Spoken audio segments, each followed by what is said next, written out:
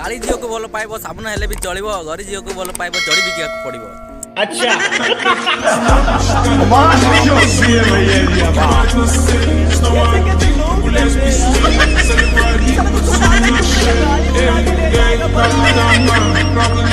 छड़ा मु जानी पारनी एटा मो मन ना चाइना रो माल जेतेबे सेतेबे खराब हो जाउछ।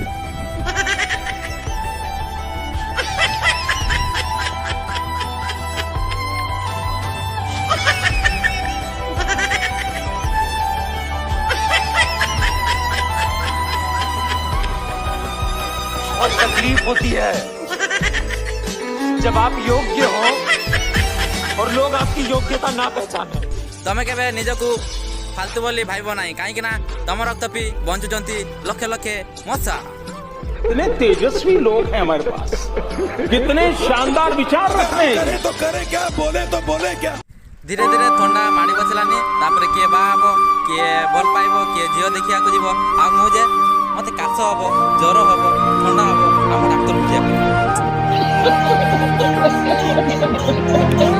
रोज आते हैं इस उम्मीद पे आज जीतेंगे कल जीतेंगे परसों जीतेंगे रोज आते हैं।